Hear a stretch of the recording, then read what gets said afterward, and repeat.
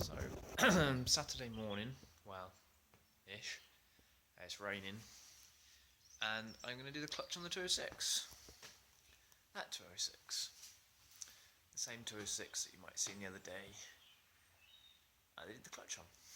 What am I doing again? Let me show you. Right.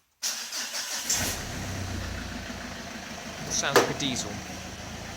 Now listen carefully as I press the clutch.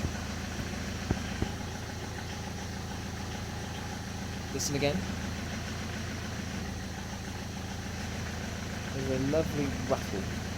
Sorry, I'm looking at the camera. Here we go.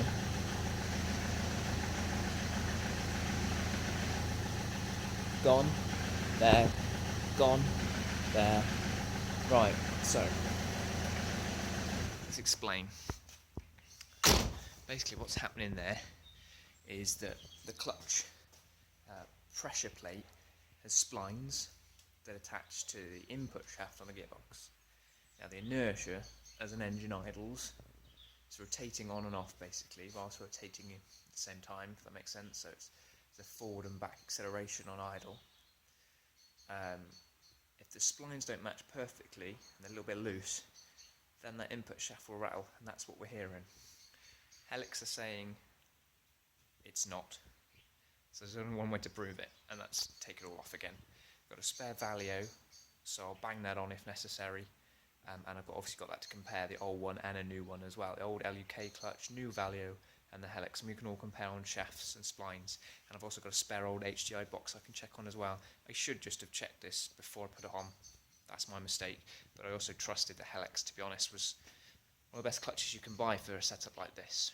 So we'll soon see. I'm not going to record any of this. There'll be a link somewhere up here, somewhere on my link, to actually doing the clutch at some point. Look on my YouTube channel.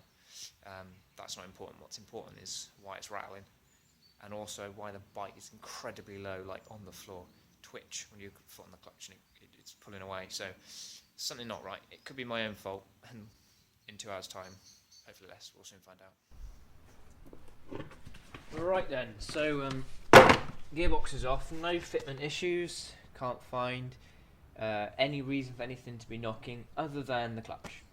So what we've got here is a brand new Valio clutch friction plate and a brand new, it's done about 50 miles this week, friction plate from Helix. Same side, so we go gearbox side. So notice with the brand new Valio clutch, what we're looking for is the play on the splines. Now it's a bit difficult to tell because there's like a plastic bush damper inside, but there is the tiniest amount of play there. You're not going to get micron fit because you'd have to press the gearbox on, they're hard enough to get on. But when it comes to the Helix, you can hear that. But that is the rattle you can hear. So there's a lot of play. It's just machined too much effectively, so there's just too much material taken off this centerpiece here. Whenever they machine it, however they machine it, I don't know how they make it. So basically, let's get you a little bit closer, just see that again. So 206 HDI gearbox, same as 306, bunch of others. This one is hydraulic, but essentially the guts of it and the impact shaft are the same. This is the pressure plate from Helix, and you can see movement on a Helix Autosport organic pressure plate. There's a lot of movement there between the input shaft and the splines of the clutch.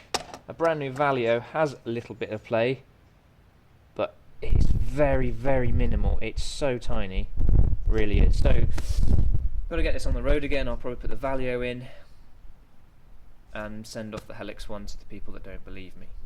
So there you go, Helix. There's your evidence.